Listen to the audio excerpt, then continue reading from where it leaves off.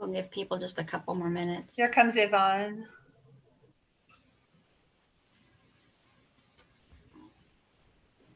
We are still coming in. I'll go ahead and introduce myself. Snyder, I think your head is upside down. Totally upside down. That's probably how this is going to go. Wow. I have never seen that happen before. Okay. Yeah. Leslie, you want to go ahead and hit record? We'll go ahead and start this up. Okay. I'm Trisha Waring. I am a member of the McPherson community. I grew up here, born and raised. I went to McPherson High School. I was bullied a little bit in McPherson High School, but really the reason I started this forum was because on the community group, I posted and I asked what our main concern was as a community, and this is what came up, was bullying. There were, I think, 61 responses that said that bullying was something that was their main concern in our McPherson community. And so we have been looking into it, and this is what we've found. These are the people that have programs in our community. Let me go ahead and start up my PowerPoint here.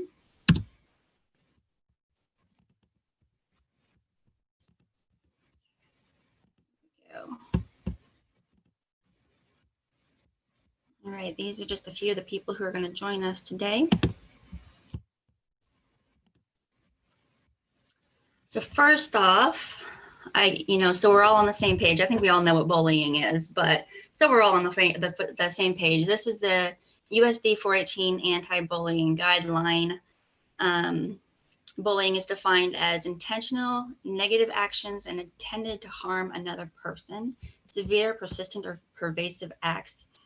Experts also suggest that bullying involves an existing power difference between those who bully and those who are victimized.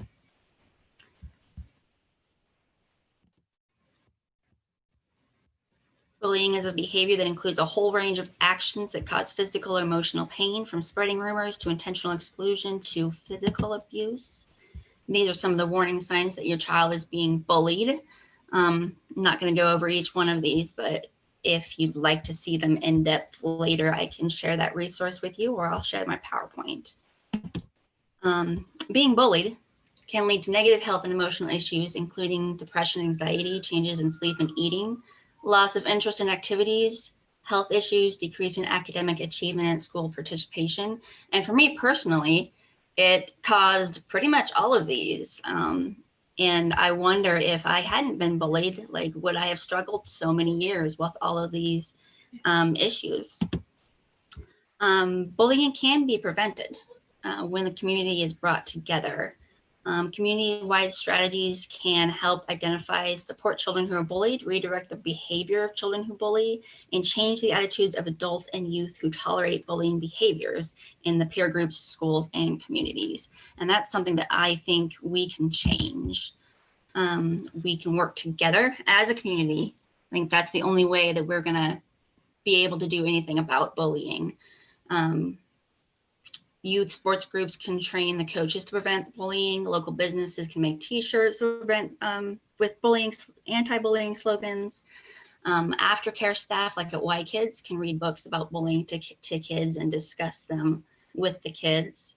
But hearing the anti-bullying messages from all the different adults in their lives can reinforce the message for kids that bullying is unacceptable.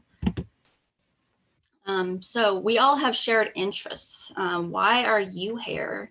I know personally, I'm a parent, and so I care about bullying. Some of our organizations have this problem within their mission. We all care about our public image. Bullying is negatively affecting both the schools and the community. And also, bullies commonly grow up to be criminal offenders. So we all have a shared interest in this and in addressing this as a community. Our vision is to reduce the level of bullying for the benefit of the entire McPherson community. We're going to evaluate this. So what data do we have about the current state of the bullying problem? I personally tried to collect a little bit of information. Let me go to that. I was able to collect a little bit of information from this Survey Monkey that I did, but I really didn't have very good, a good number of people who did it. We only had 18 people answer it, but it had some interesting information. Like, it looks like most of the people who answered it, 60% of them, of the victims, were under age of 18. So it is, or does seem to be, mostly our kids who are getting bullied. The race of the victim, mostly white, but a few other races. Gender, 70% female. Perpetrators mostly under the age of 18. Race of the perpetrator, white, 100% white. Mostly male, almost 80% male, and mostly bullied in person. Motivation was kind of all over the board. Unknown, racial, political, LGBTQ. Now, we can't really take too much from this information because only 18 people answered the survey. So this is only, this is a small population. I was hoping more people would actually answer these questions so that we could have a better database. So maybe some of these people some of our presenters have better information for us. So we'll see. And I need to go back to sharing my screen. Hold on.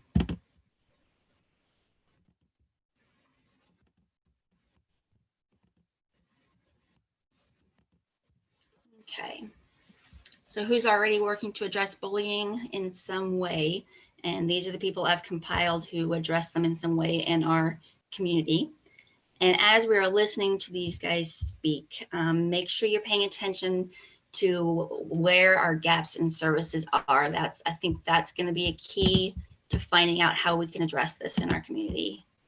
And so now we'll have each of us tell just a little bit about what kind of bullying you see in your corner of our community, and what you guys do to prevent it, keep track of it, discipline it, or address it in some way. So let's go ahead and start with Julie, who is our designated parent. Julie, what do you see? Hi, everybody. I kind of got thrown into this. My name is Julie Honshu. I'm an admin on the McPherson community group. We did have another presenter for this evening, but she got called into work last minute, so here we are. My experience with bullying has been long-term, to be completely honest. I grew up in Kansas, out in western Kansas. I was the, I guess, proverbial book reading geek. And so I got made fun of a lot for that. It gave me a really tough shell to be able to deal with things like that. And so I tried to pass that along to my kids. But I moved here in 2001 and have two kids, actually. My oldest is now 16, but when he was in middle school, he was picked on so much that one day I got a call from the school at 11:30. He was in 7th grade. And this call said, "Hey, is Ben in school today?" And I said, "He should be. I dropped him off this morning." "Oh, well, he wasn't in his last couple classes, and we haven't seen him in this class. Let us do some checking." So me, sitting at work, am quietly panicking. Where's my child? I get a call back. 30 minutes later, we found him. He was hiding in the bathroom. He was skipping classes, I found out, because he was being picked on. Now, he's just a kid who people were making fun of. A lot of the same reasons that people made fun of me. a little geeky, a little nerdy, that kind of thing. Um, but he wasn't able to quite handle that. And so to avoid it, he hid. He hid in the bathrooms at school to avoid the classes where the worst offenders were, which were from him, the popular kids, the jocks, that kind of thing. Which, hey, I mean, that's a systemic problem. That's nothing new. He hid in the bathroom to avoid them. When we found out, um, we didn't exactly know what to do other than, hey, he's hiding because he's being picked on. Well, the response was he got in school suspension, which, from him telling me actually this evening, was his biggest reason for never doing it again, hiding and avoidance. But I know for a fact now in high school, he avoids as much as he can. And he did talk to the counselor for a while about ways that he could cope with kids picking on him. But that's just the thing. They were just picking on him. It wasn't anything that he probably couldn't handle about his identity. It was just them picking on him, and he eventually learned tools to get over it. But that phone call terrified me because I didn't know where my kid was. And finding out that he was hiding in a bathroom because he was afraid of getting picked on, it really wasn't pleasant. It was quite terrifying and very upsetting. And we've talked about it. He can handle it better now. But I know that there are a lot of kids and there are a lot of parents of kids out there that can't. So I'm hoping from this we can try and find ways to fill in those gaps if possible. Right. Thank you. Right. Thanks, Julie. Mrs. Esping, let's move on to you. We were going to have Amelia from the YMCA from Y Kids, but she was double booked, so she's going to maybe try to jump in the end. But let's go ahead with Mrs. Esping. Sure. So here at the middle school, we start with second step lessons. And what we've done this year was change the order in which we do that. In years past, the bullying units have been the very last of the school year. So last year, for example, we wouldn't have gotten to that with our 9 weeks being the way it was. So we have rearranged that, and the bullying unit is where we start. Some other pieces that have become very important to us is times like our mentoring time, because we feel it's very important that our students have at least one adult in our building, and hopefully a lot of adults in our building, but we want each of our students to have at least one adult in our building that they feel that they can go to talk about these issues when they arise. So, you'll see on Fridays, this will be our first remote Friday. The entire morning is spent to mentoring and homework time.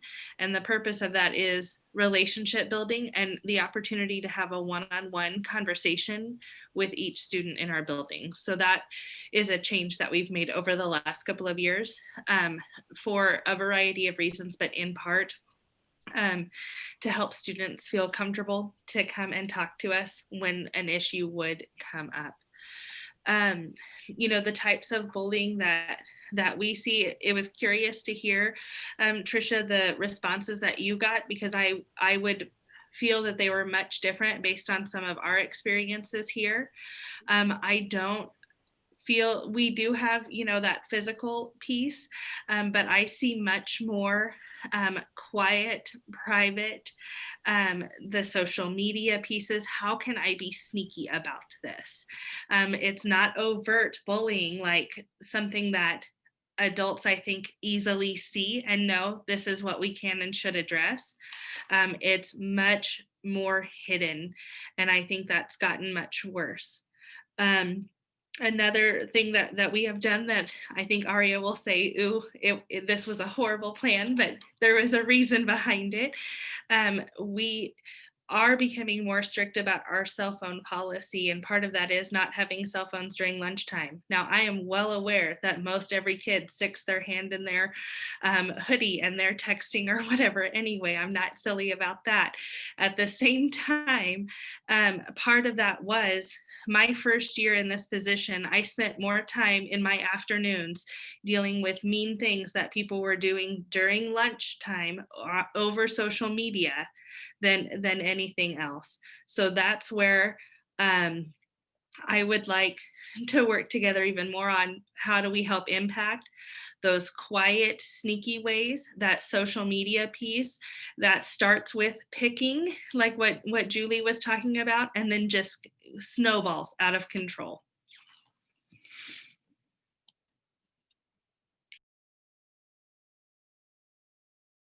Okay, great. I'm also taking notes here. So let me see real fast here who we're going on to next. Officer Vogt. Let's have you speak. Tell us about DARE. All right, guys. Hello.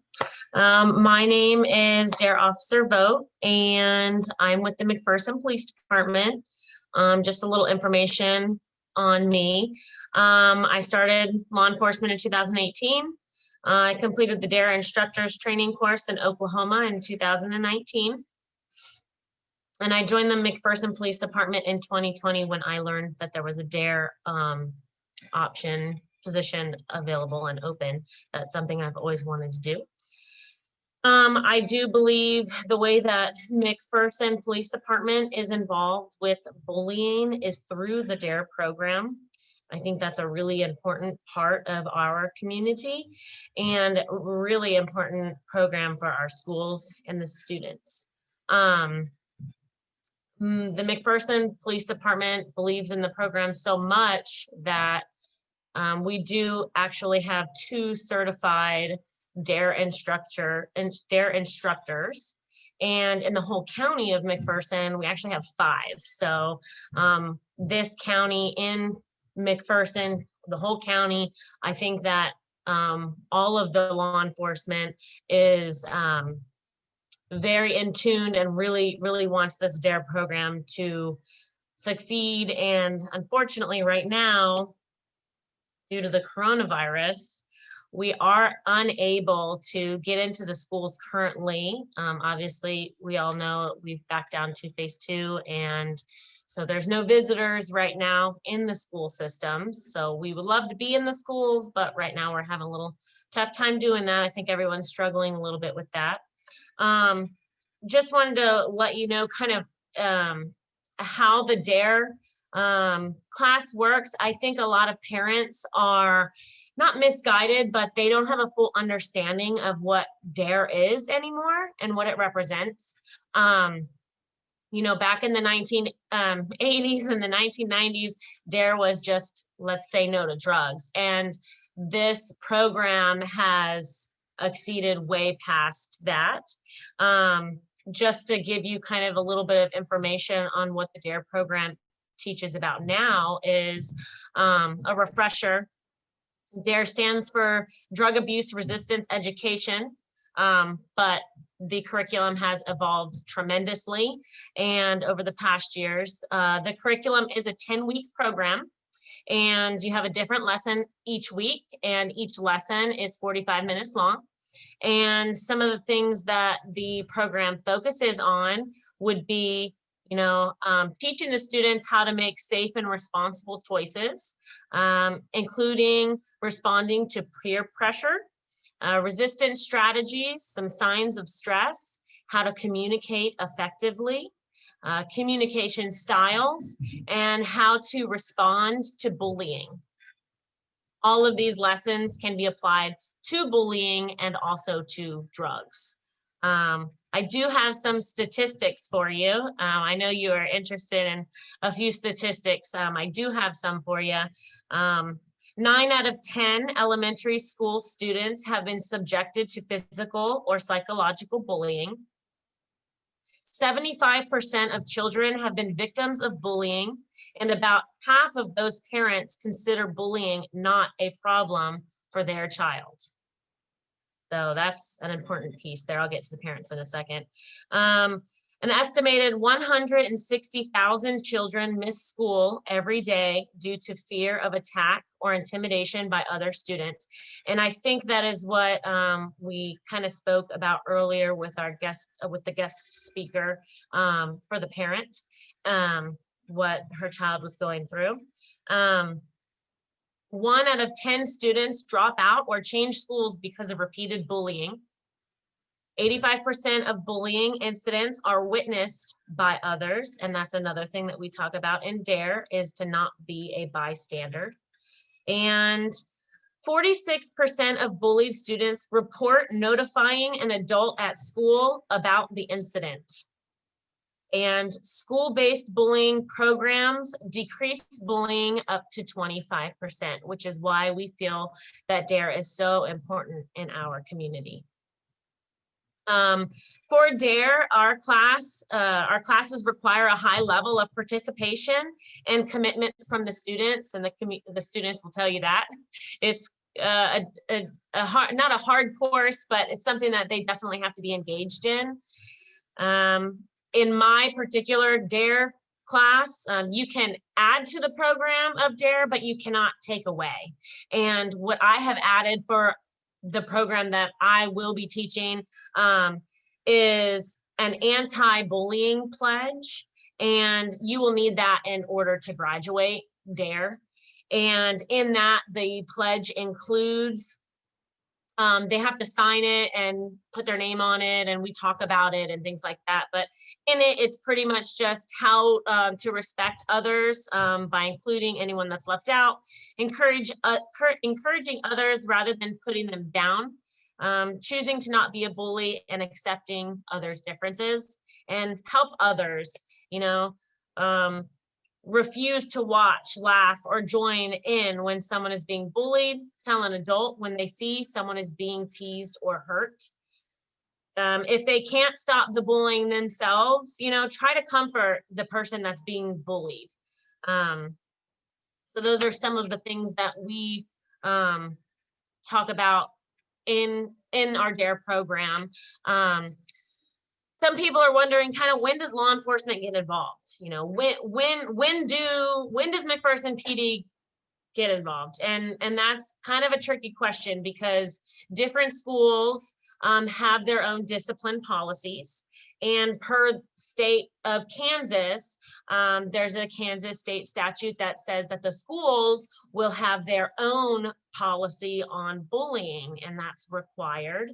And USD 418, they do have a policy, and they have that posted on their USD 418 website. So if you were interested in checking out that policy, you could do so by pulling that up. But when law enforcement gets involved, it would be based on if there were child crimes taking place, such as exploitation, threats, harassment, battery. All of those things is when law enforcement would actually get involved. Other than that, we do have, like I said, the DARE program, that's what we really push for the community, for the McPherson Police Department to be involved in the community with bullying. One other thing that we do is a parent night for the DARE students. We also get parent nights, and some of them are in reference to drugs, and some of them are in reference to bullying. And some of the things that we teach in bullying for the parents, some of the things to talk about is the different types of bullying, just kind of educating the parents on what bullying is, how to educate your child, and that bullying is not an accepted behavior. I think that there's so many parents that their answer to their child is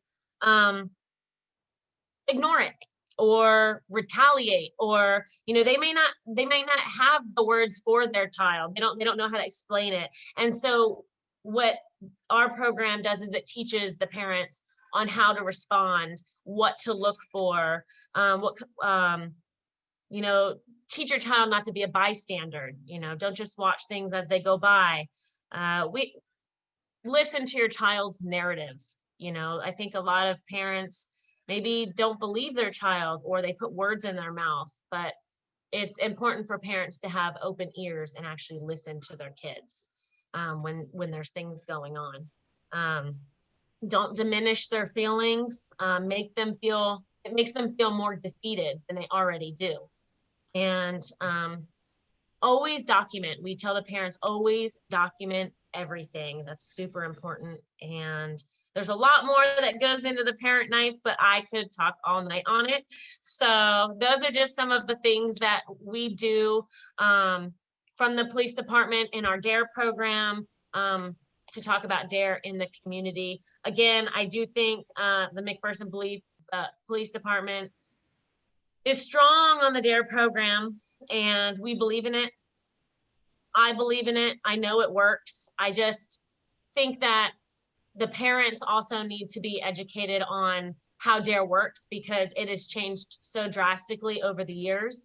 And I think the kids can tell you that the new DARE program has had an impact on their lives some way or form. And yeah, so that is what I got for you tonight. I have a couple questions. Sure. And if I am kind of new to this, so if I don't have the answer for that, my lieutenant is on here also, and he can help as well. It'll be easy. We've already covered it. Okay. I just want to go over, I want you to tell us like what age group you go to see, and like where in the school year you talk to them, like that type of thing. Okay, so we have two different curriculums, one being the 5th graders, and we talk to them in the elementary schools, and we try to get all the 5th graders, whether we separate them on semester, we have some on this 10 weeks and we have some on the next 10 weeks. And then we do the same thing with 7th graders as well. So we want to try to hit on the middle schoolers as well. Eventually, I would really hope to have a 9th grade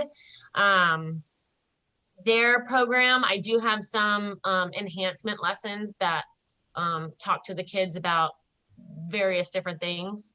And some of those involve bullying.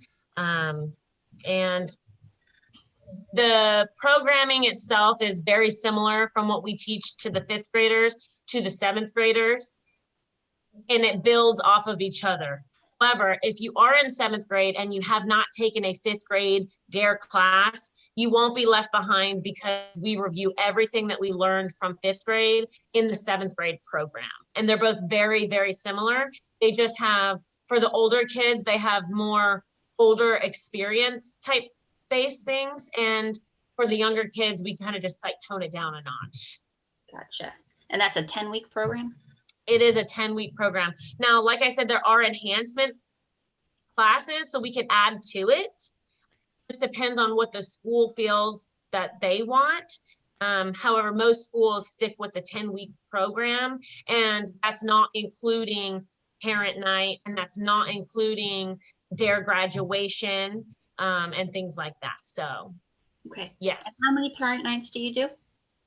I can do, up to as many as we want. As I said, I can add, I just can't take away. But typically it's 1 or 2. Per 10-week program? Right, exactly. Okay.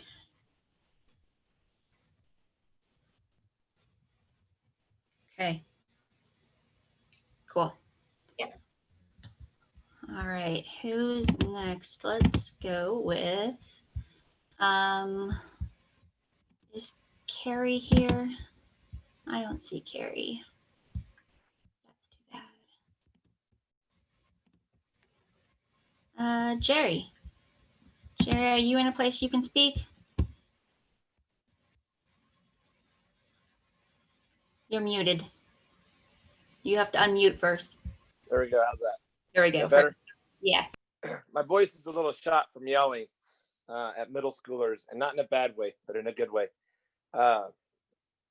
Yeah, I think my role here is probably similar to Leslie's.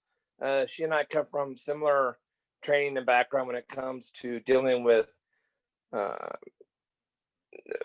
more conflict and how we act and behave when we feel someone is less than or inferior and how we treat them. And so Leslie and I's training and background is similar in that sense. But because I work specifically with middle school and senior hires, my phone's going crazy. And unfortunately, I'm trying to keep them from bothering me. What I've noticed, and because I missed part of it, and I apologize, I had issues, I don't want to rehearse what's been said or shared. And so I'll try to sort of offer new things. I'm thankful that DARE is adding an element of anti-bullying to its curriculum and to what we're doing. But I could tell you from working with our group, there seems to be a lack of how to deal with conflict in this age group. And I want to believe the best in our middle school and senior hires and grade schoolers, that these students, when they are bullying, they're more acting out of their own anxiety and maybe things they've sort of witnessed or don't understand. And so they're picking on vulnerable persons. What I would like us to do is to try as adults that are witnessing this. I didn't get my voice shot, and I'm straining really hard to get it out. I am. We need to be able to help students that are the bullier, right? The one who's actually doing the bullying, to help them process what it is that they're doing and why they're doing it. And we need to be more sensitive to the fact that maybe there's something going on that they need a space to share and help them work through that so that they understand that, okay, you may be dealing with this anxiety and it may be from home, but victimizing somebody else is not the right way to approach this. We want to get you help so that you find a new way to behave and how to treat others. And I know Miss Esping's on this call, right? And so Miss Esping, you're also my boss, and so I tread lightly. The one thing, the other side is we also, as advocates for those who are bullied, we can't just say, well, that kid comes from a good family. There's no way that kid is bullying somebody else,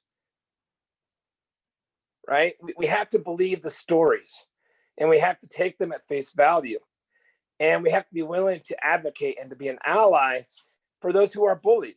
I'm hearing time and time again from our students that, specifically the LGBTQ students, that because of their identity, they're being singled out, they're being ridiculed, they're being mocked, and nobody believes them because the student who's doing it would never do that.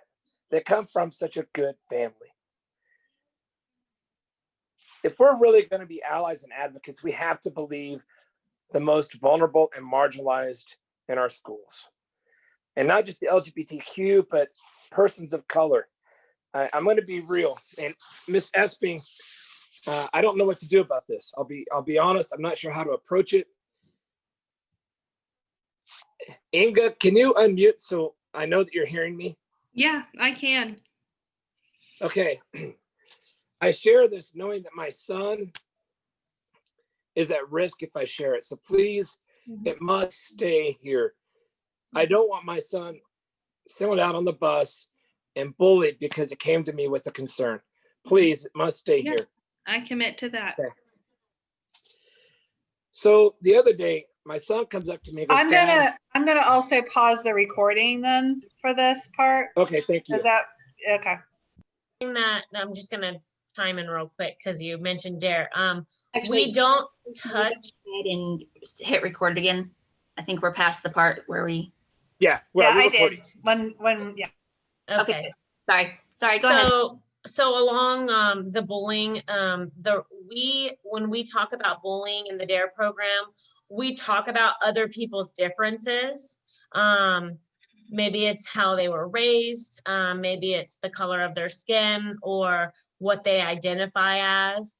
However, we don't go into depth on using words like those, and we won't mention those type of words in the classroom, if that makes sense, of the words that you shared earlier with the story. So we do talk about those things on how it's not okay and how we should accept everybody's differences because everyone comes from a different place. I mean, you and I probably came from two opposite ends of the world. You know what I mean? I mean, you just don't Yeah. ever know somebody's back history on how or who they are or what they came from. And so that's one thing that we do try to teach, is to accept other people's differences.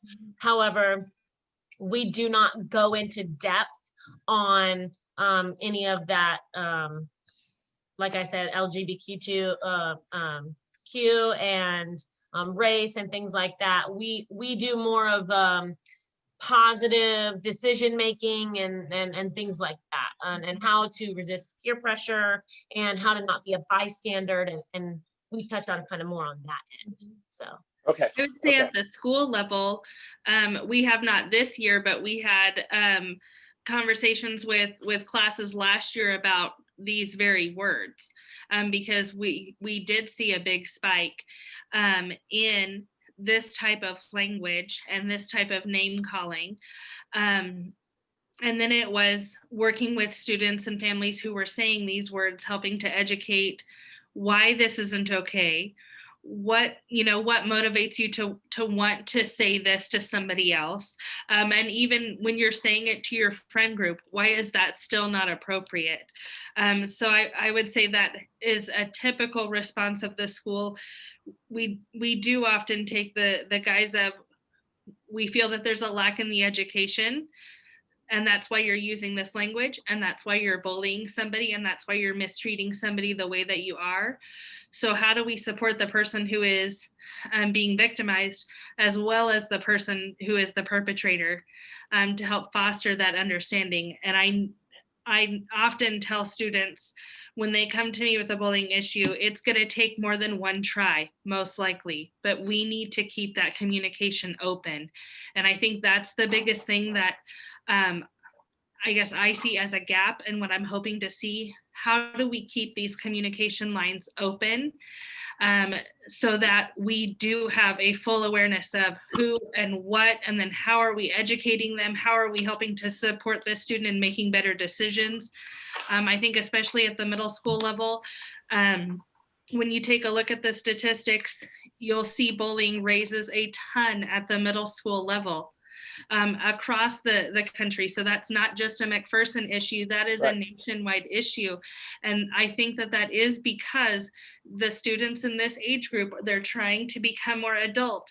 They don't know how to yet. They're hearing all of this different information and taking in all these different pieces of society and trying to figure out, how do we use this to become our own person? And sometimes it comes out in very ugly ways. So it really will be all of us working together to educate, to support, and then to really change that tide the way we're hoping to see it change. I think the big thing right now is we want to hear what is available, what's going on, and what's available. And then once we hear that, I know we've already had some questions from community members. Let's break that down after that. I really think that's a big thing, because I mean, I know my experience was years ago and things have changed. Dear Officer Voigt has clearly outlined the fact that things have changed, and that's a good thing. So let's talk about the programs we have going on, and then break it down to discussion. We do have another hour and 45 minutes scheduled for this, and we can go longer if we need to. So I think that would be good. I really appreciate the discussion from everyone. You guys have been fantastic. I just want to add real quick, Julie, there was a question from, looks like Jessica, and the question is my experience is the bullying behavior start around 2nd grade. What are we doing for the younger children? So I think that's a really good question. And I will tell you, today I was actually at the YMCA and I was teaching about bullying. And we do have, the DARE program offers other extensions kind of DARE, and that being to the younger kids. And we have a K through 2 grade kind of curriculum. It is 8 different poster lessons, and there are different types of lessons like stranger danger, chemicals in the home, and bullying, and what are stop signs, and what are traffic signals and signs. So it kind of teaches other things, and today's lesson was on bullying. So we do have lessons for younger children as well. So I don't want you to feel that the younger kids, hey, why isn't anything going on there? Because I feel like the kids at the YMCA today, Y kids, they really grasped on the concept and what teasing means and what a bystander means and how can we help, and who is a trusted adult. And those are all of the things that we kind of talk about in that lesson plan as well, and what respect is. And so just wanted to throw that out there. I saw that question and I was like, oh wait, Thanks so we much. have that too. No, I really appreciate that. And I think what Trisha's going for is letting all of the community members try and give their talk about what's going on, what they see, what they're doing. And then at the end, I think I'm sure we'll probably have some anonymous questions that we're monitoring. So we're going to get all of that. But I'm going to let Trisha get this back on track. Thank you so much, Officer Vogt. I appreciate it. I definitely want to circle back to that because I think that is going to be important. Let's go ahead and move on to Suzanne. Susie, what do you see in our community? So I'm a little bit of an outlier in this, and Trisha and I talked about that earlier this evening, in that I actually work in Reno County. I work in inpatient behavioral health, inpatient psychiatric.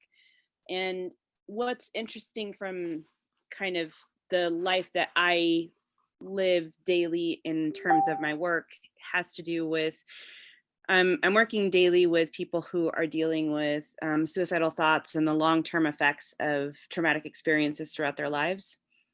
And so I have had the privilege of working with people who've been on both sides of the equation earlier in their childhood. And I want to kind of echo what Jerry's saying, that a lot of times the bullying behavior does come out of a person's own traumatic experiences. And, it's kind of like that trauma perpetuates trauma. I grew up in a very religious household, and I remember there's that phrase in the Old Testament that talks about the sins of the father being visited on the son. And I remember thinking what a weird thing that was to say. But the more that I work in the line of work I work in, the more I realize that so much of the pain that we bring outward is pain that's been, in one sense, given to us by someone else. I mean, the fundamentals of trauma are that the trauma is both experienced in relationship and healed in relationship. And I think we talk a lot about being trauma informed. We talk a lot about kind of what that looks like. And I think as a society generally, we're still negotiating what that means for us in all areas of our life. I think looking at those ACEs scores, the adverse childhood experiences, is really beneficial. And I think we focus a lot on the ACEs, on the adverse childhood experiences, sometimes to the detriment of looking at the resiliencies.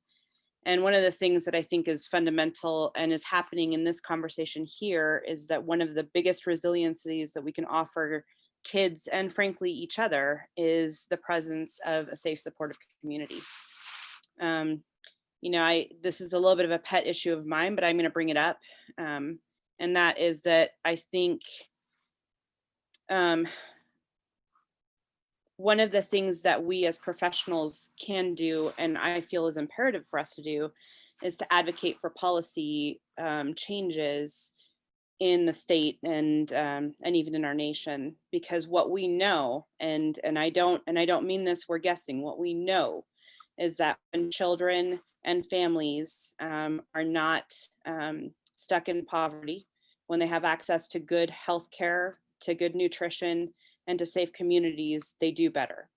And I think the focus on individual children, individual communities is important, but I think if we lose sight of what those vital systemic features are and the ways that we as adults need to advocate for systemic change that benefits our children's safety, I think that's where change can happen too. I mean, I think talking about, how do we be sure that children have access to mental health care when they need it? Because the fact of the matter is that the population I work with very consistently is uninsured or underinsured.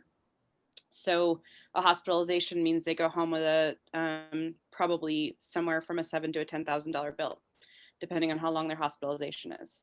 And I think if we do not look at some of those systemic factors that are informing our community's safety and well-being, that are informing getting people help when they need it, that are informing being sure that people are fed, what we know, again, we're not guessing, what we know is that parents who cannot pay their bills are more likely to be abusive to their children. Susie. There's no debate there. That has been shown over and over and over again in studies. What we know is that children who cannot see a doctor regularly are going to be more at risk. And all of those systemic risk factors translate into less safety, lower resilience, and by virtue of that, more victimization, both perpetrated and experienced. And so I don't want to lose sight of the fact that beyond the individual children that we need to serve and care for and love, we also have to look out for what it really means to be a community and a nation, and even a state. And so I think that advocacy piece is absolutely relevant to the conversation about what do we do as a community? How do we keep our kids safe? How do we keep them fed?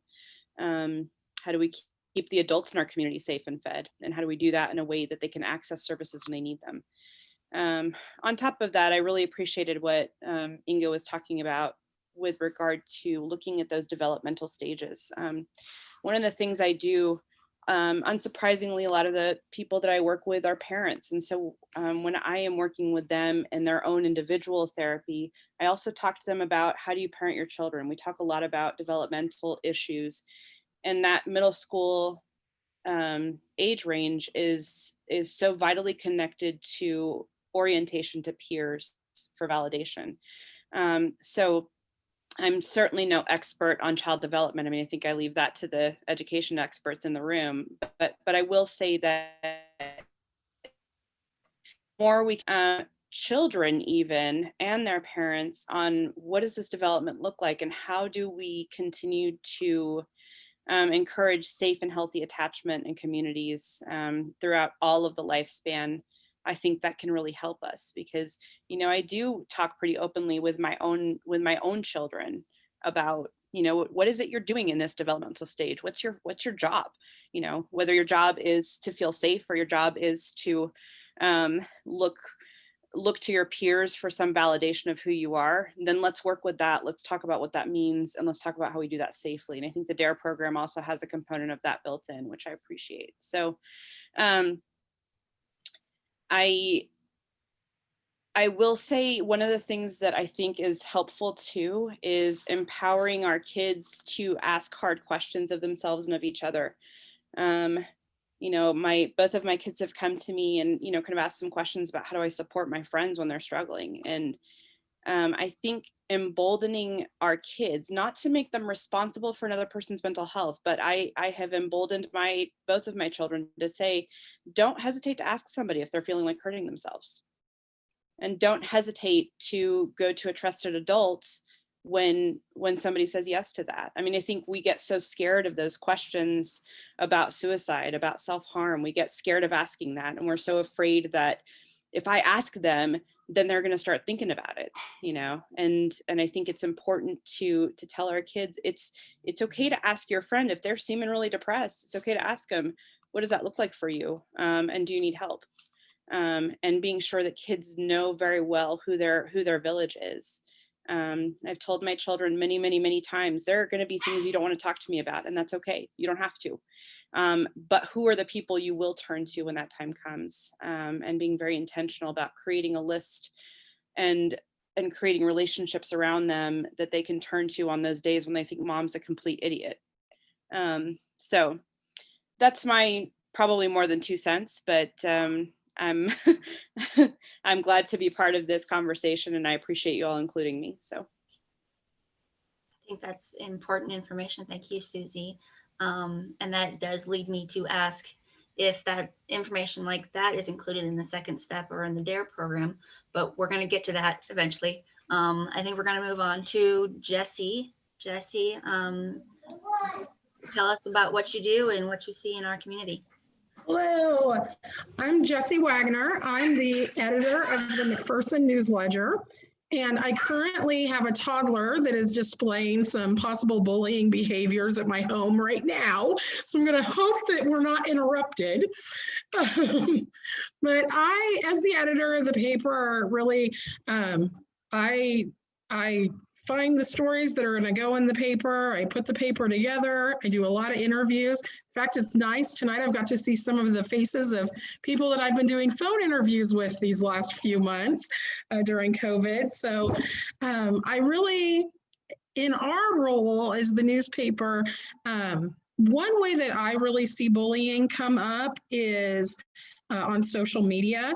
And I would say that my experience so far has been that teenagers and young people that are commenting on our social media usually post some very thoughtful, considerate, educated responses to articles and express their opinions well. I see the biggest concern among adults and kind of their behavior and bullying online of one another in the community. And so that's something that, you know, I keep an eye on. It's a difficult job to monitor our social media. We don't want to, it's a delicate balance because we're a news organization. So we don't want to quash people's opportunity to express their opinions. That's something that we absolutely believe in. And so it's a delicate balance to make sure that comments are kind of our criteria is, you know, no curse words, no direct personal attacks on people. But we do encourage conversation and discussion.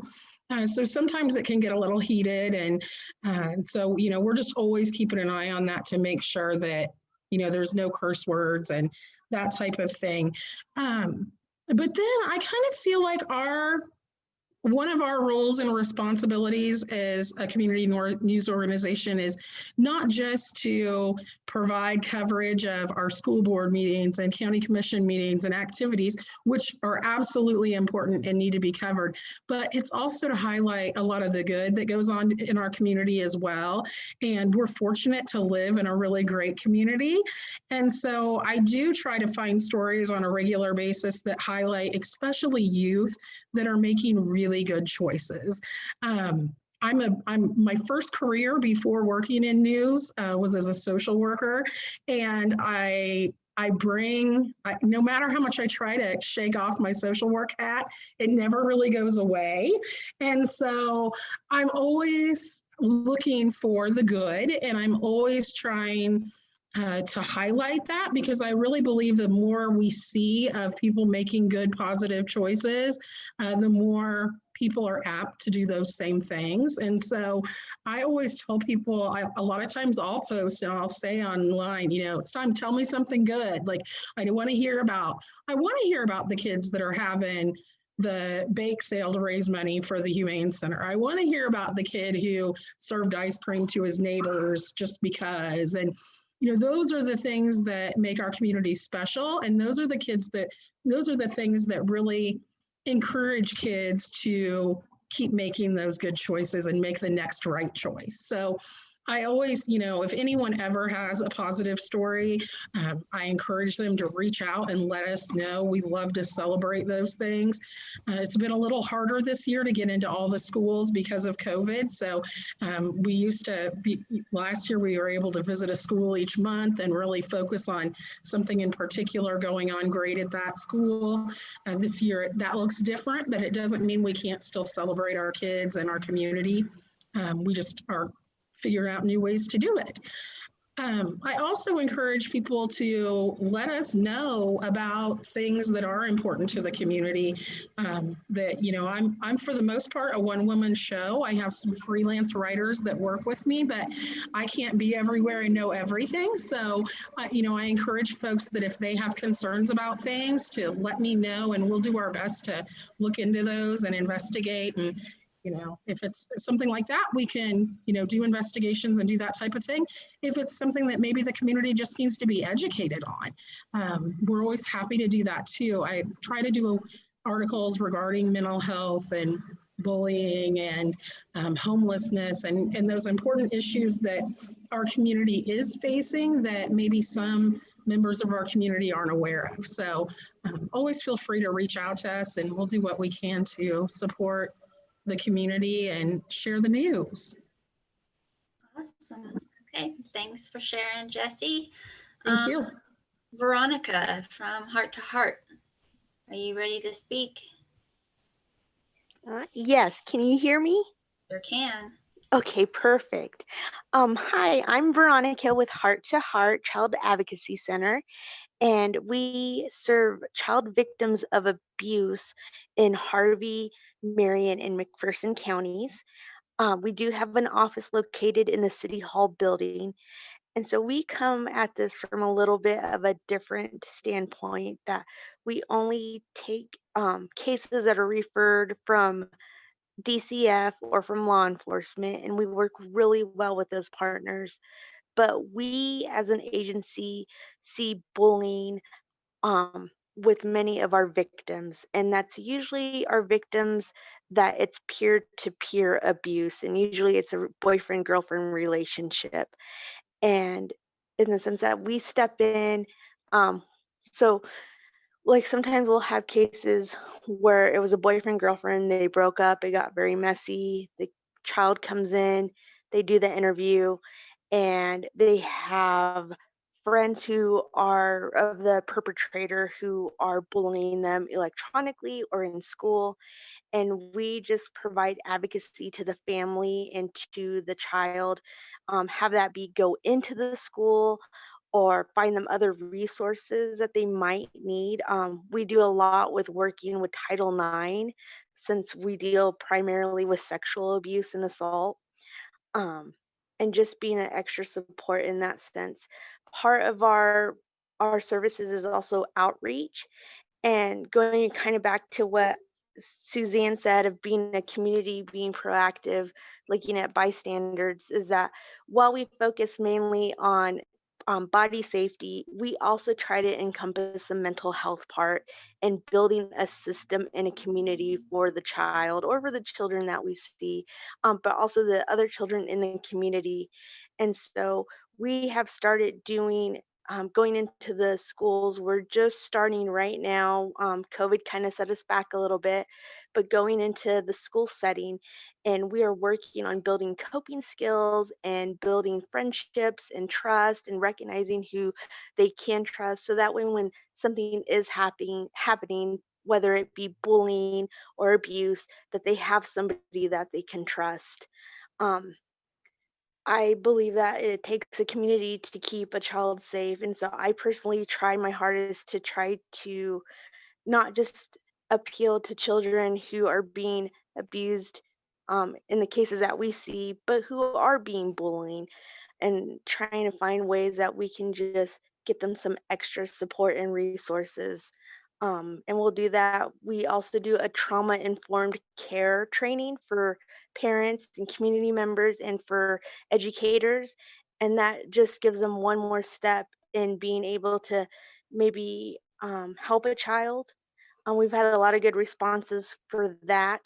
I personally do GLISTEN training and we'll offer that. It's the Gay, Lesbian, Straight Education Network, and that's just it's there's a wide range of presentations to give through that, but it's just being an ally to the LGBTQ community and how we can just give better resources. Um, just little things like that. So, like I said, we come from it just a little bit of a different perspective, but a lot of what we use um, can be used a wide range and just to help to see how we can stop bullying. Sorry, my kid's right in my face. Okay, sorry. Um, yeah, so that's what I have.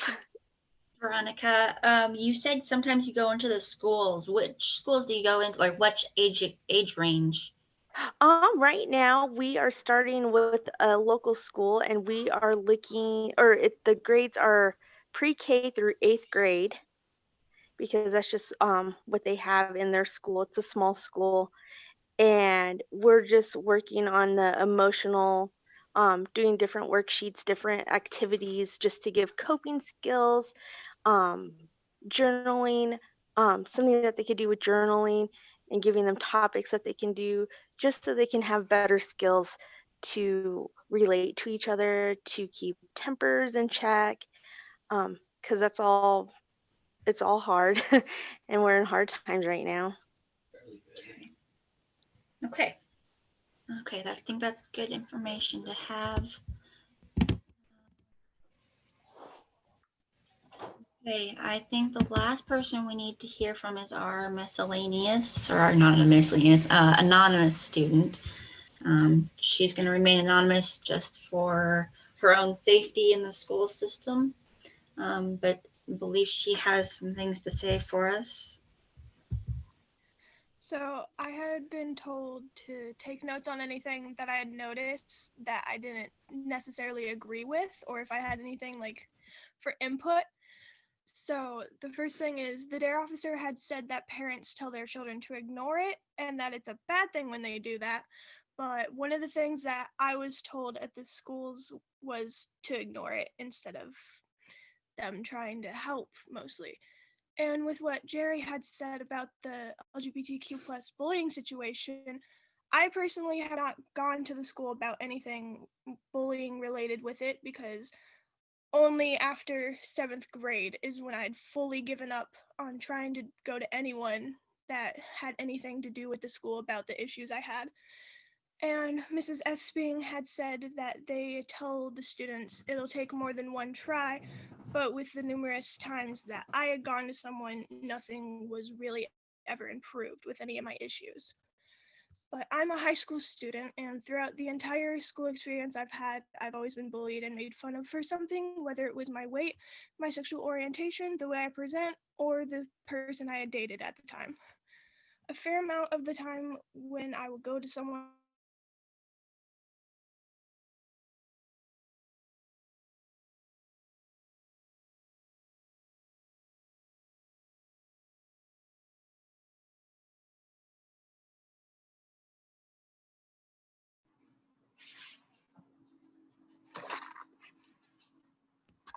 Did I lose feed or?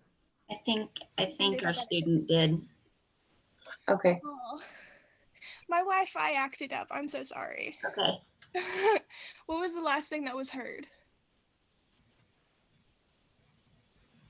I don't remember.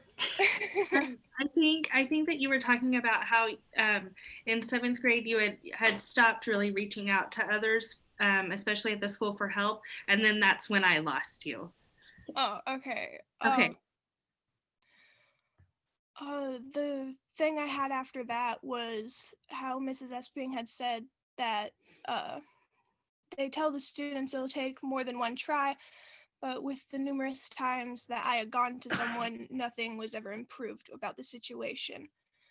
But I'm a high school student, as it says in my name, and throughout the entire school experience I've had, I've always been bullied and made fun of for something, whether it was my weight, my sexual orientation, the way I present myself, or the person I had dated at some point in time.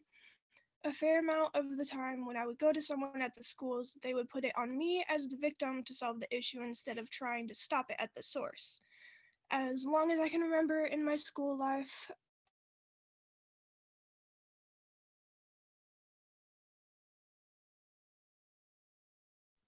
Did we lose feed again? She must have lost feed again. Dang it.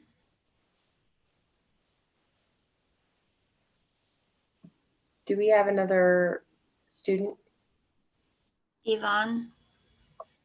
and at that school, I had mainly constantly been made fun of for my weight and the fact that I didn't have many friends there.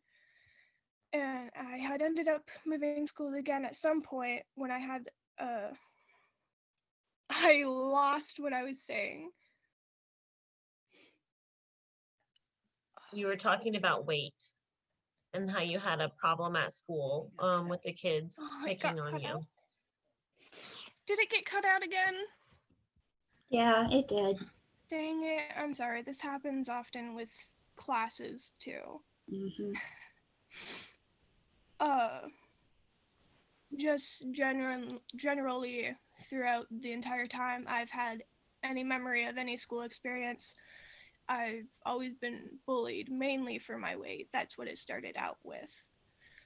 But and then when I had moved schools, when I moved back to this town after living somewhere else for a while, I had gotten bullied for not having many friends there because I was more kept to myself rather than trying to go and talk to people. And then I had moved schools again later on before.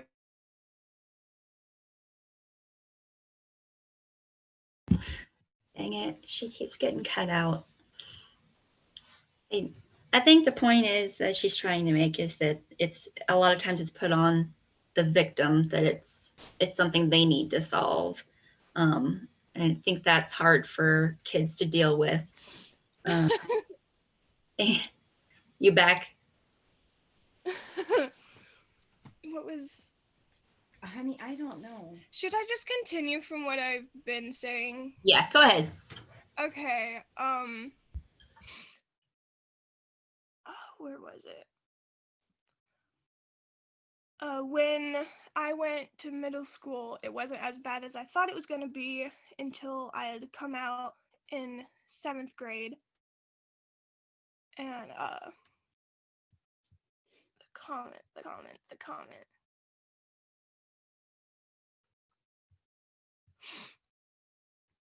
I don't have a hotspot from the school. It's just the home Wi-Fi. But am I still there? Yes. Okay. Sorry, I want to make sure I don't cut out again. But when I had come out in school, a friend of someone that I used to be friends with had almost constantly started calling me a homophobic slur basically daily or whenever I disagreed with him. And the same year I had dated someone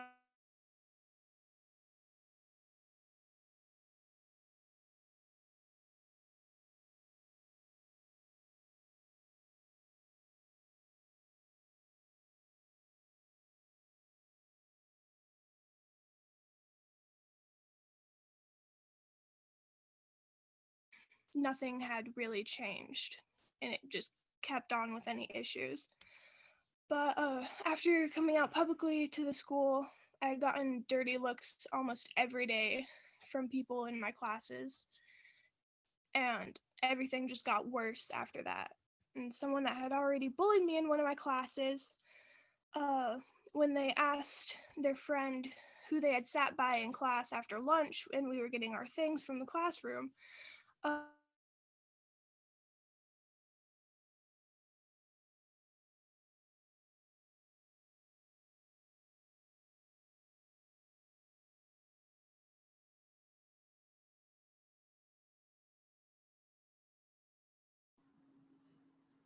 out.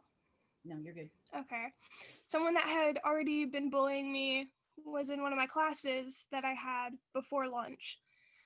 And when we were going back and getting our things to go to our next class, one of their friends that was with them had asked who they sat by in that class. And they looked at me and said, "That fat ass," which is part of the bullying issue that I've had for all of my school life. And after that year, I had ended up not really trying to look as nice as I had tried to, and ended up just mainly wearing baggy clothes and hoodie every day. But last year, at the end of the year before Corona had come to Kansas and the school had to go remote for the rest of the year, I had started trying to look nice again and often wore this one sweater that is still one of my favorites. But a girl that I had stopped being friends with recently had basically called me the same thing as the kid before did, just for wearing it because it was supposedly exposing, even though I've worn it to the school multiple times, and if they had an issue with it, something would have been done, but it's never been an issue with there. And every time anything would have happened between me and that girl, and we would stop being friends for a little while, they would constantly make up lies about me. Or if something was where I would be considered the victim in this situation, she'd switch everything around and make it seem like she was the victim. But like I had said before, I'd never told anyone after 7th grade about anything that had been going on because I had just given up on the system because it hadn't been seeming to work. So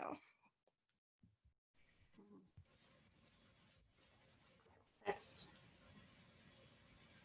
sorry, I'm still processing everything that she said. That's very similar to the bullying that I got in school. Was made fun of for being fat and for just being different. And so I'm processing here. Hold on. That's all of our presenters. So yeah, we can discuss now what we've learned. Where are the gaps in service? What do you guys think after hearing everybody speaking? I've got a few ideas in my head of things that I am thinking, so I'll just go ahead and throw those out there first, since I've got the mic here. Just like Jessica said, you know, the behaviors are starting earlier than DARE is entering in, because DARE is coming into the program at 5th grade and 7th grade, and hopefully in 9th grade soon. And they're getting to some of those kids at the Y with the pre-K or the K through 2 program. But are there any programs for earlier than that, or for the school system? What are we doing in elementary school? And, you know, also think that our parents, as at my generation, we missed that kind of DARE program. We got the DARE program that said, don't do drugs. So we missed the whole, you know, all of this stuff that they're getting now.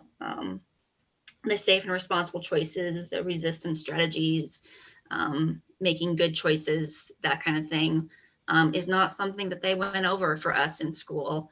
And I think from hearing from everyone, like this, my generation is the generation that needs some work. And then our kids are not learning it early enough in school. So that's my thoughts on it. What do you, I want you guys to talk, and let's discuss this. I do have an anonymous question from a community member. We don't out anyone ever on our community member anonymous questions. It was here's what I've heard, or here's what they wrote.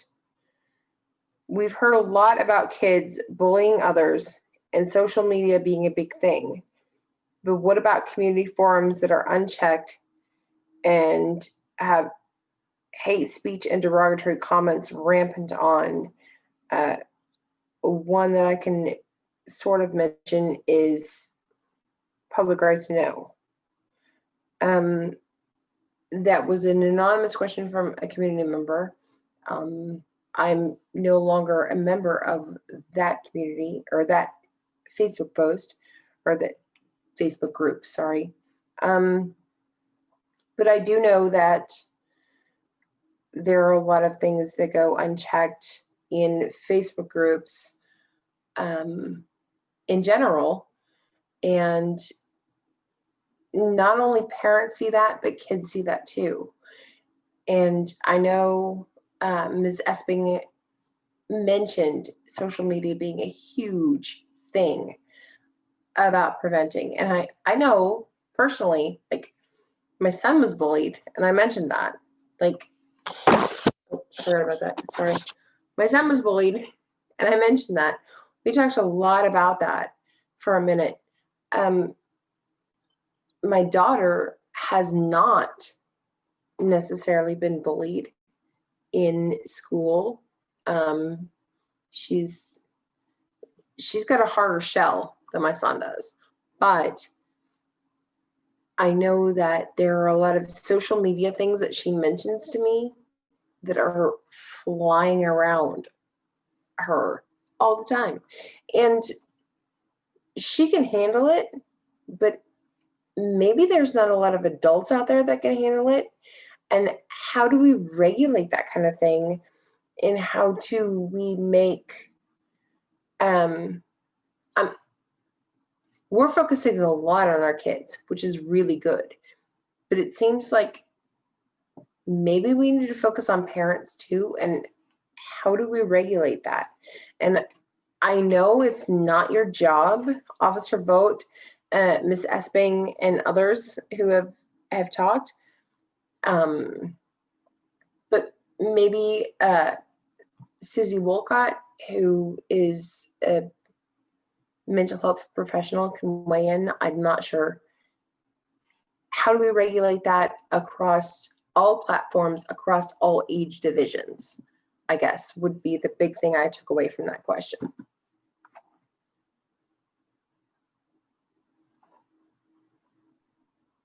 I feel like if I had the answer to that, I'd be making a lot more money. I mean, and I'm gonna like stop myself from nerding out on this too much. I mean, there are some components of sociology that would speak to this in terms of like how we divide into groups and how we understand our identity in relationship to a group. But beyond that, I mean, I wish I knew what the answer was. I wish I knew how we regulate that more. I think, I think that we tend to think that we are unique in our time and place in the struggles that we have. But I mean, if you read like political pamphlets from the 1800s and, the kinds of things that people were writing even in the 1500s after the invention of the printing press, I mean, there is sort of, in some ways, a human nature component that is related to ego preservation and tribalism. So how do we regulate that? I don't know. I wish I did. I think there are lots of sort of things we can look at in terms of empathy building. I really appreciate the One Small Step program, or that I think, why can I think of the, anyway, there's a program being put out where people divides and across sociological divides and have conversations that relate more to what is our shared story.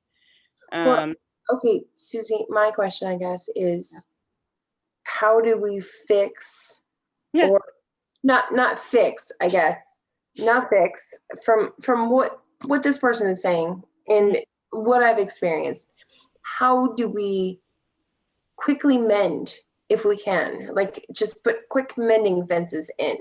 Is there any specific way? And I mean, I'm asking everyone who's been talking tonight, but if you've got a quick fix for that, like how do we get what's being taught to our kids per Officer Vogt, per Ms. Hesping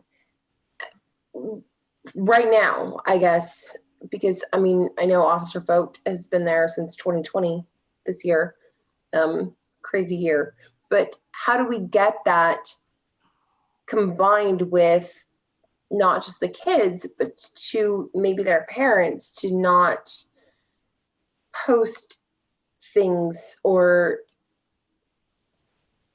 expand on those kind of things that make that cultural divide, I guess, or the economical divide, or how do we shut down the social media thing? Stacy, are you there? Because Stacy had some information on cyberbullying the last time we spoke. Yeah, that would be great. I don't know if he has it with him or if he's prepared to talk, but I'm here. There you are. Okay. My suggestion is if this is occurring on one of the social media platforms, that you look at their terms of use. In the terms of use, there is a reporting system that's set up for Facebook, Instagram, and Twitter If bullying or harassment's occurring online, the first step would be to report it to that platform and see if you get any response from them that takes care of the situation. Um, Unless a crime has been committed, you can report it to us. We can send it over to the prosecutor to review to see if it fits one of the statutes under harassment or possibly disorderly conduct. And at that point, they would make the decision to file charges in that case. So basically, we would gather the information from the victim and then send it over to the prosecutor to evaluate it based on Kansas law. And then it would go from there.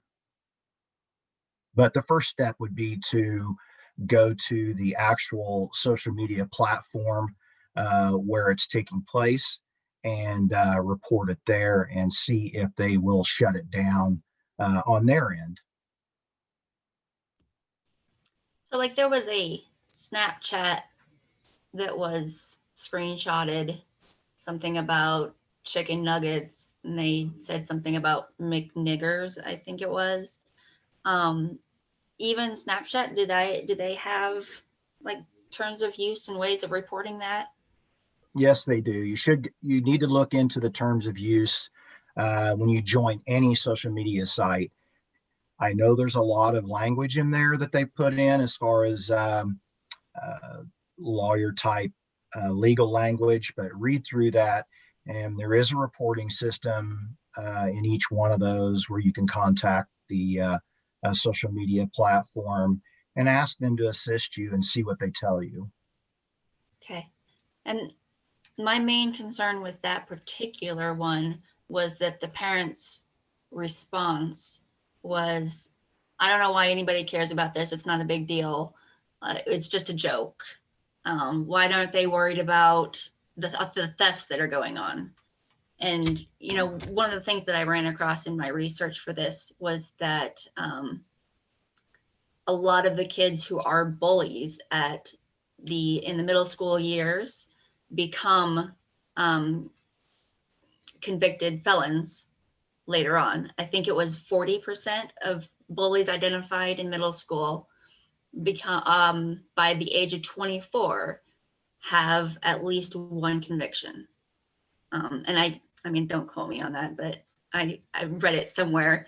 I'd have to go back and find it, but I mean, that's one of the things that we're concerned about. Like the reason we're concerned about your child saying this word on social media is because if he is a bully, then he will eventually possibly commit crimes. Like these are things that happen. Julie, I feel like you were saying a little bit of this too. The two responses that kind of concern me the most are, I'm just joking, or it's just my opinion.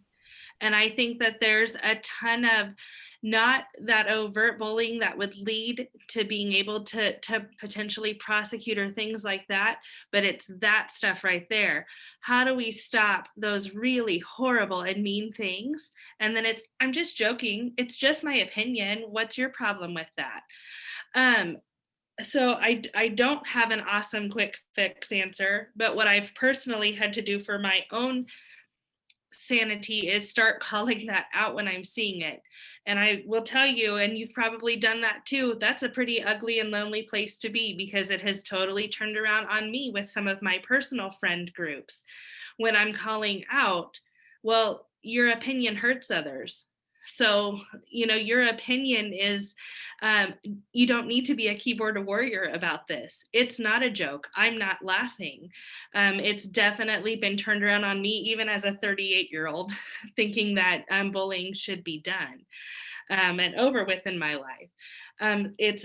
If I'm hearing you and what that anonymous person's question is, it's how do we stop that? And I do feel you know, to the high school student who talked, I do know that we work on trying to empower students take control and to help with that. And sometimes we as the students are not ready for that, and we're not equipped for that. So then how do we also look at some of those people around you to be able to stand up to that too and call that out? I think that it's all of us together on that. How do we start naming it and calling it out and letting people know we're not okay with it? And I don't have a quick fix solution to that, but. If I can interject just real quick, I know that the particular Snapchat that was brought up a minute ago was reported to multiple authority figures within the school. Louder, Molly, please. I'm sorry. Yeah, it's my phone. So the particular Snapchat using a racial slur that was brought up a moment ago was reported to multiple school authority figures, and nothing came of it. So I know.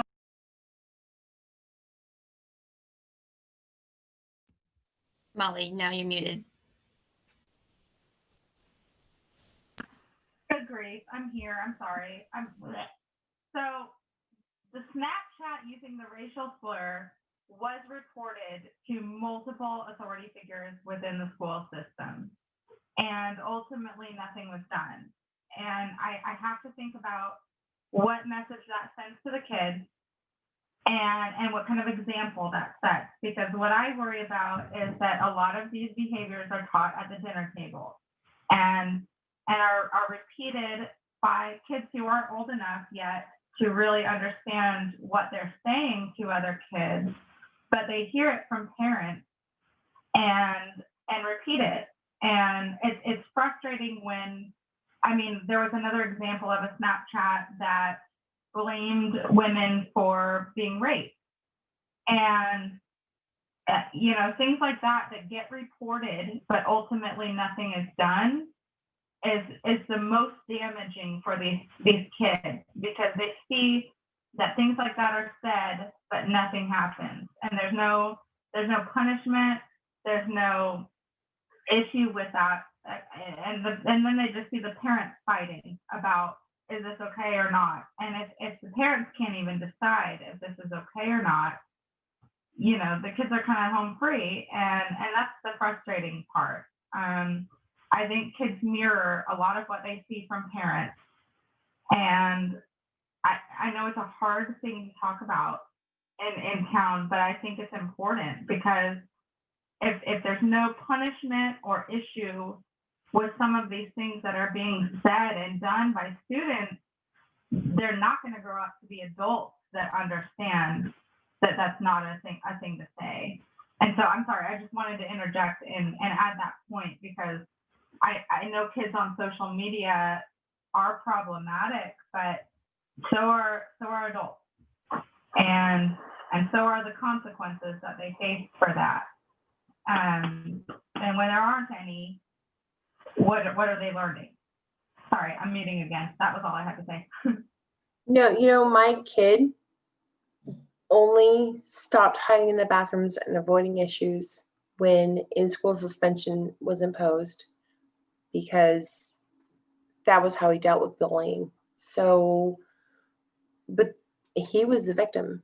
So I guess, how do we fix that for others would be a good question. Yeah, when the buck doesn't really stop anywhere, you know, what's the consequence? What's the issue with? A lot of the time it's the person that reports. That's the primary contact. That's the primary issue.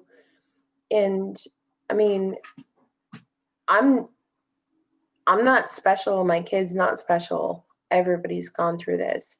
And I've heard a lot of really actually awesome things from Ms. Esping and Officer Vogt about changes that are happening that have been since my kid has been in school, which is awesome. But I wonder if it's maybe not just what is going on in our schools, but maybe what's going on in our community. And I don't know, maybe they have some insight. I kind of wanted to, sorry, I kind of wanted to piggyback off what Molly said was, you know, how much power does the school have over something that happens on social media outside of school? Like, Yvonne, the chicken nugget one, that actually the Snapchat was taken at school. Okay. And nothing was done by the school. So anyways, go ahead. No, just Aria has, you know, had some experiences with some bullying, but it's always been outside of school, you know, on social media. So I didn't know, like, at what point do you contact the school about things like that happening, and how much power do they actually have?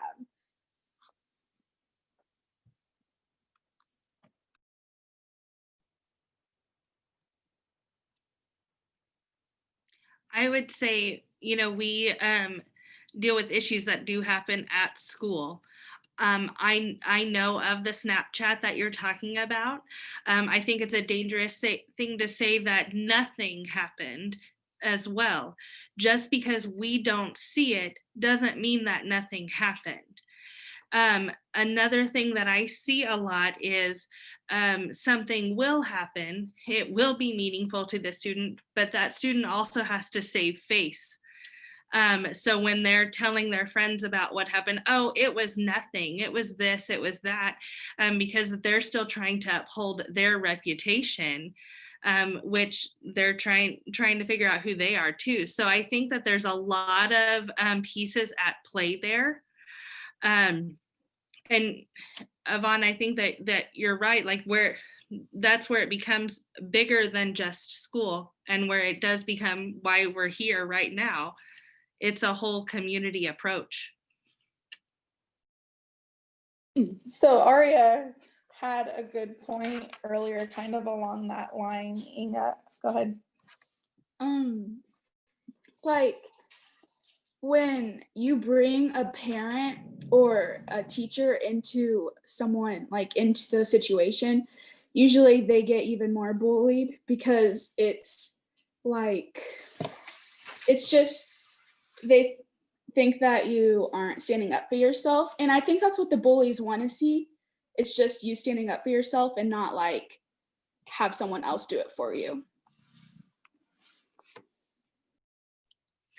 Yeah, I think that's a really fair point. And even just like, you know, that person earlier being nervous to tell us that piece, there is that nervousness of that retribution.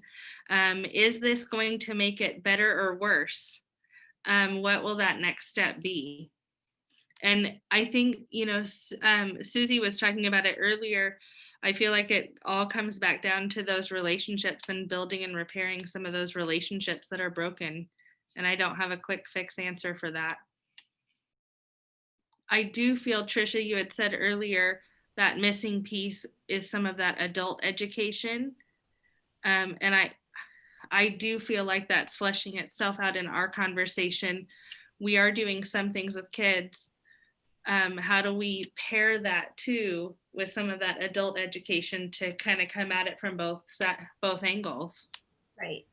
Speaking as a parent, and I mean, from what I've said before, I was bullied as a kid. My kid has gone through that. What would you recommend for easy parent education with this kind of thing to help kids to help parents whose kids are bullied, but not only that, to help parents whose kids bully? I mean, I feel like there's a gap, and maybe personally, I feel like a lot of the times that, see the question I asked earlier, forums like that, where parents ask those questions, they're victims of adult bullies. How do we try and combine those? Is there is there any way, I mean, you guys have a lot of really good programs that I'm hearing about between, Ms. Esping and Officer Vogt. Is there any way to combine those and get parents involved and on board with those?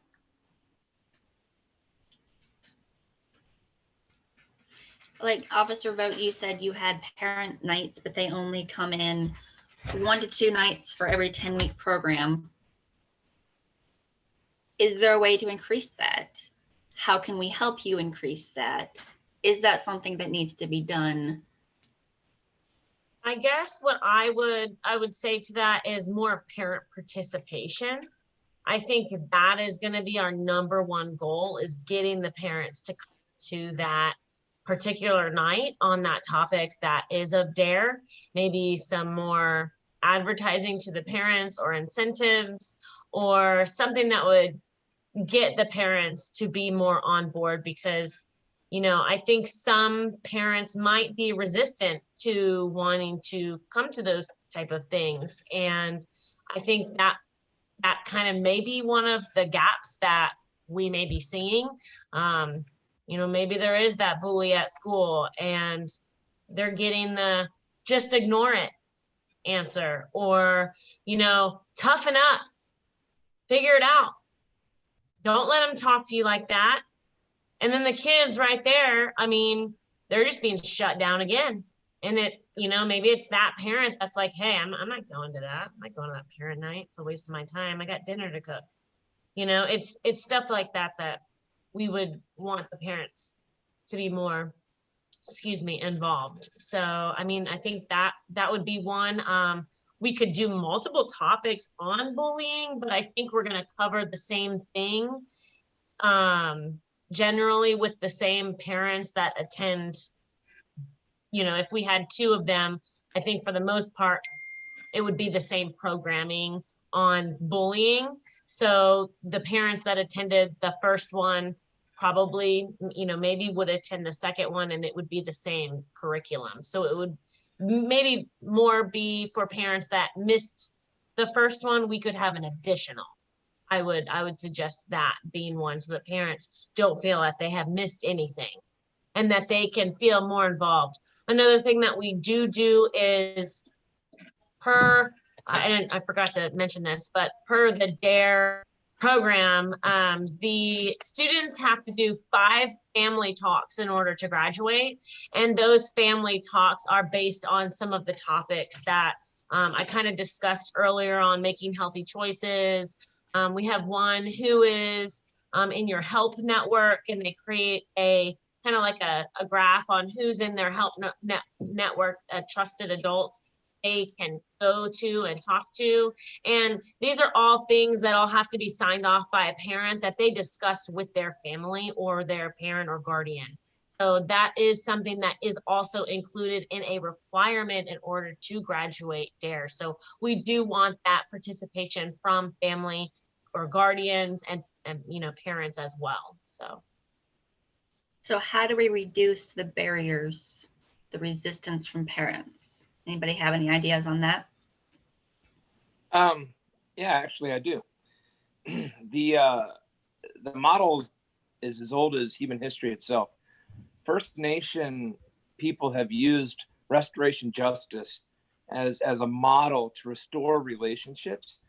Nelson Mandela and Archbishop Tutu did the Truth and Reconciliation Commission after South Africa needed to move away from apartheid. And it's a similar situation in any community. We have to change the language of our society and our community. We have to help people understand that when I say these words, I'm injuring a member of my community, and I'm making my community less than it needs to be and what it can be. And so finding a way to restore those relationships, and there are plenty of resources out there now about restorative justice versus punitive justice. And having 2 groups come together and having, let's say, I'm going to pick on Ms. Esping, only because we're neighbors and she's in my screen.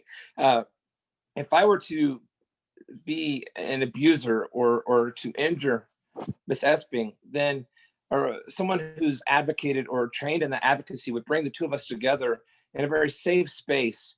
And she would hear, and I would hear her pain, and I'd have to hear how my words and my actions hurt her. And then it would be upon me to mend that relationship in a way that makes her feel safe and heard, and that she has justice. It's not some sort of static, flat line of justice, but more of a holistic approach to restoring the community. I want to believe the best in humanity. I'm going to get political, and frankly, I don't care.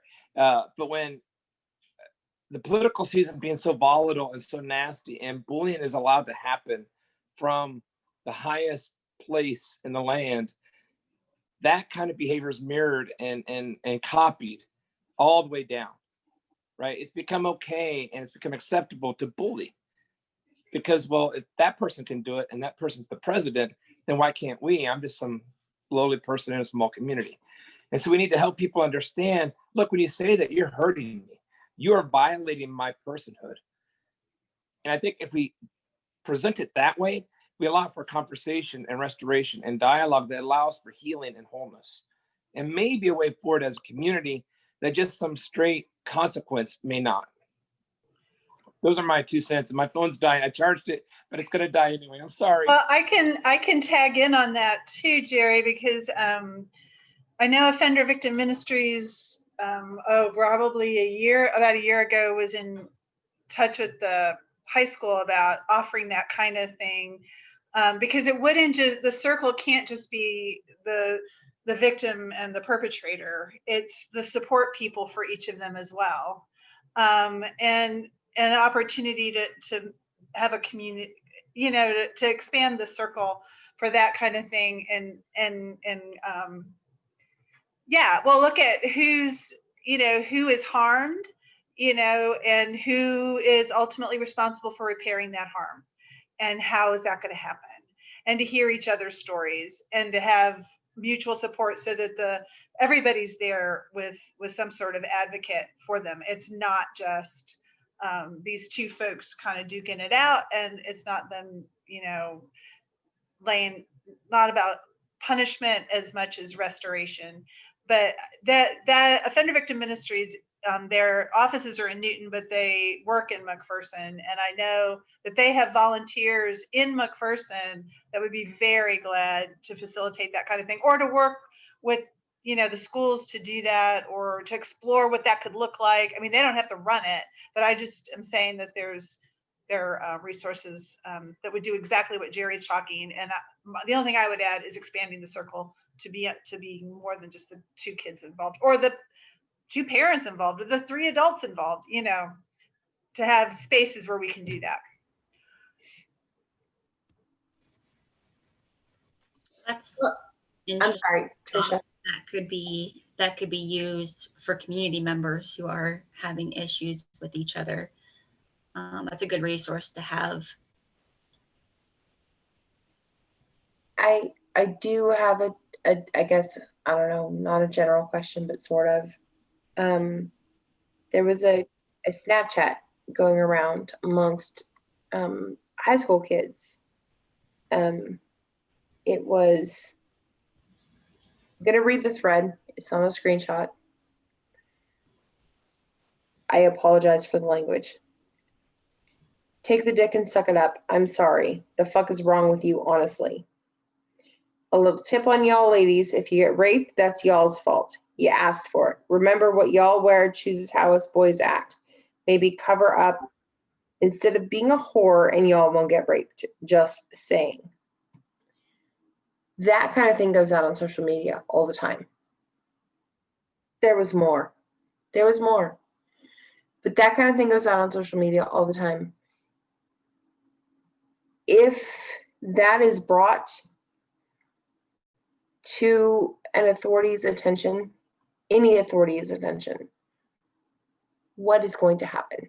What is your protocol for handling something like that? Because that's offensive, and that kind of terrifies me. That terrifies me because I have a 13-year-old who is in middle school but going to be in high school soon, and I'm scared. She dresses the way she wants to dress, and that's just her. But that thing scares me. So what would be the protocol in handling something like that if a social media message was shared with an authority figure?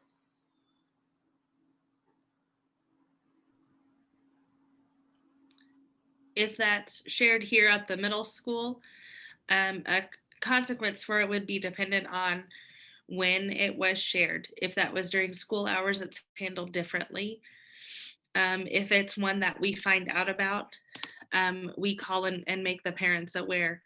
Your student has said something incredibly offensive on whatever social media, and we're very concerned about what they've said. And then that's if their school counselor here doesn't already know, then we make their school counselor aware so that they're able to keep a closer eye on other changes, possibly follow up, things like that. Is that I'm protocol not the sure. same with the high school? I'm not sure. I'm not able to speak to the high school. I just know that that's how we would handle it here at this school. I mean, that's not just a school issue. That's a community issue. That's an education issue. That child was taught that somewhere, most likely at home. And so that needs to be addressed at home, or early in education, I think. I mean, of course, there's no quick fix, but I think the best way to address that is with education. I don't know if anybody has brought this up to the people here, but I know the school was offered sexual assault education for the students. Is that something that you guys would be okay with to offer to the students? It's a free, I think, 2 30-minute classes. I think in a non-COVID year, probably more so. That's put a lot of restrictions on what we can do, but I'd love to have that conversation with you about what that could look like, what we could offer, and go from there. Hi, this is Veronica from Heart to Heart. We have a curriculum that is pre-K through 12 on body safety and assault and consent, and we are able to do that over Zoom. And it's a Hi, Veronica. 30-minute. Hi. Oh, Rhonda, this is Summer. Hey, I had emailed our administration at the high school about what you guys offer, and I have yet to get a response. So I don't want to forget about you. I've been glad you brought Zoom, because that would be awesome to use, especially when we're going remote and we have, there's more options, whether using it, they don't have SPS time during Zoom, cooking lab time, some different options like that, where maybe it could be snuck in. Yeah. Yeah, and we would even be willing, if it was something that if the school district couldn't do right now, that we could do on our own, that we had been looking at trying to eventually do groups outside of class time, outside of school time, for parents who are very interested in this to do it. And our schedule is super flexible to do this. So, well, I think it would be awesome if it was even a graduation requirement. The senior girls take a self-defense class at the end of their senior year, which is absolutely fabulous. I'm glad they do that. But I would like to see prevention, not what to do if you're getting attacked, but prevention and accountability for the boys. I mean, it would be a class for both genders, because I think, I listened to my daughter's freshman year college orientation on the sexual assaults, and it was basically, don't go out after dark, watch what you're wearing, how to hold your keys. We need the prevention of how to make it stop, which I know is a huge factor, but at least some other tools and things that can be taught to both genders. Yes, definitely. it is a male and female class for everybody? Yes, it's for everybody. Okay, and then why have you on here also? I had also discussed with the high school administration about doing the diversity and inclusion training through Glenson, because you're a certified trainer in that, aren't you? Yes. Okay. And I know their days are all spoken for this year, is what I was told. But I'm hoping maybe, next year, hopefully won't be as crazy with COVID or whatnot. And how long is that training for teachers? And I know it can be done on Zoom as well, I believe. Yeah, they are starting to do it on Zoom. There's different presentation links to choose from. I think there's some that are an hour and there's some that are full days. There's one that's 2 days even. It just depends on what you're wanting from the training itself. Okay. I wasn't sure because I know, and I was really interested in bringing that into schools. So usually just kind of start with the staff, because if you can build that inclusion and diversity education to staff, and then they can pass that on, which we have some absolutely amazing teachers and principals that are so supportive in the inclusion, diversity, and bring it into their classroom already. But I've also seen some teachers that I don't think that they mean harm by maybe the things they post or say, but sometimes we just don't know better. It's kind of using the whole, it's how we were raised or what we think, it's hard to unlearn and relearn things sometimes. Absolutely. And I think that Susan and Jerry both touched on that. I think that Ms. Esping and Officer Vogt also kind of related into that and are willing to open up discussions with that. So yeah. Is there anyone else? Sorry, not Trisha, not to derail you. Is there anyone else that has any actual questions for the panel or anything else? Veronica was asking if there was a task force in regards to this issue. Ooh.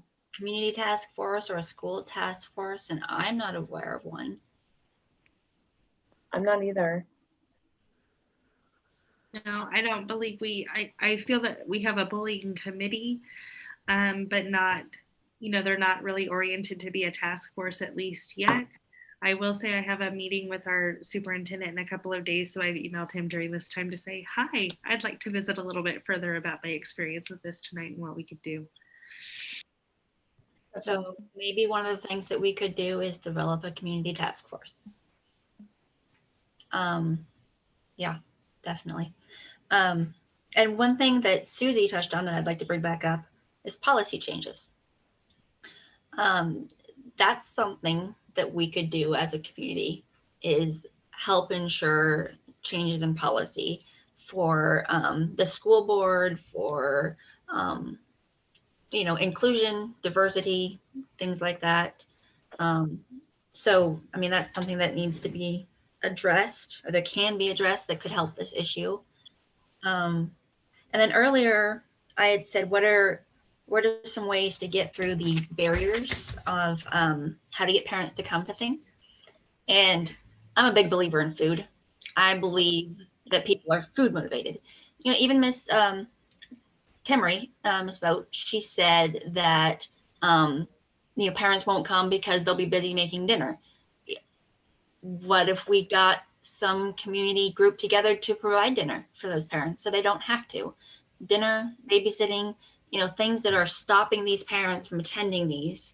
Let's give them some incentive to come and to listen and to hear the things that they really, really need to hear to make our community a better place. Yeah, that would be fantastic. And I think that's a really good idea. And well, I'm totally on board with that. I would hope that we can have our community leaders on board with that, as far as especially the schools, where it sounds like this is a big place and we can all get together and try and, I don't know. We're a small subset. We are a very small subset of the human race in this little tiny community of McPherson. but I would really like to see us all come together and heal as a community and get together as a community, no matter the politicizing, which is rampant. Jerry mentioned it, it's rampant.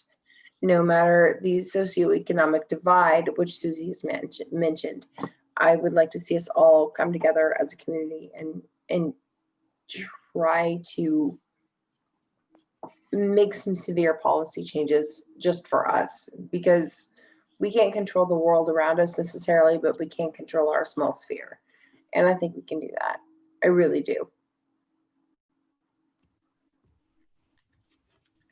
I mean, we came with some, we heard some good things. We got some good ideas flowing.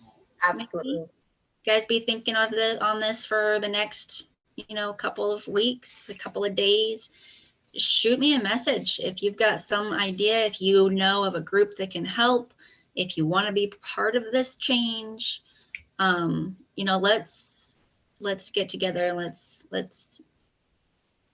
address this in our community, and let's make our community better. Yeah, I think it's possible. Absolutely. I think it's possible. It's tough. It's going to be hard. It's nothing you can fix. You can address the problem, but you're not going to be able to fix the problem. Maybe we can just make it a little bit better. And even if we can make it a little bit better for a couple of people, I think that'll be worth the effort. Absolutely. Yeah, building resilience. Yeah, we can all support that. I mean, help build that. Leslie, what were your takeaways from all of this? You hosted. Thank you so much for doing so. You kind of got to listen to everybody. What were your takeaways? Who were you asking? You, Leslie. I'm sorry. Well, this is my first time. First of all, I'm just thrilled at whatever it took to get these particular people in this room, so to speak, because I think it's a cross section of the whole community. It's the people with the heart for the work and ideas and cross-pollination and energy. I'm excited to see what happens next. I was seeing, a lot of, good ideas. This is past my brain bedtime, so I'm not going to go beyond that.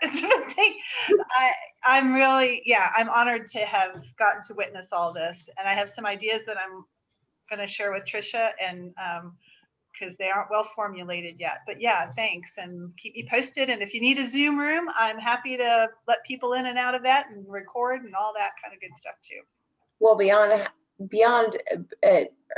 on par with Trisha and myself, thank you for hosting. This has been really great. I know I've heard a lot of information tonight that I was never privy to.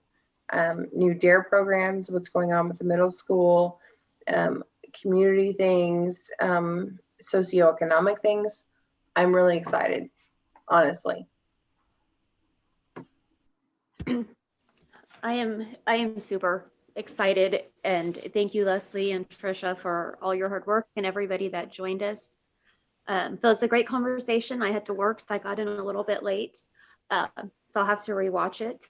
But I learned a lot too, and excited to take these steps. And sometimes I have to remind myself that baby steps are still steps, and that there's always a turnaround period when you try to make changes, and it's not going to happen overnight, no matter how much we want it to. Slow and steady wins the race is what I always say. So, and you're absolutely right. If we can make a difference in even one or two students' life, that's huge.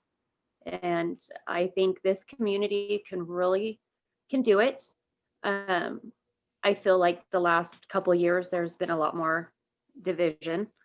The bullying and stuff's always happened, whether it's, with learning inclusion, and that just doesn't mean race, sex. I mean, it's religion, it's social economic status, education. There's so many things in that.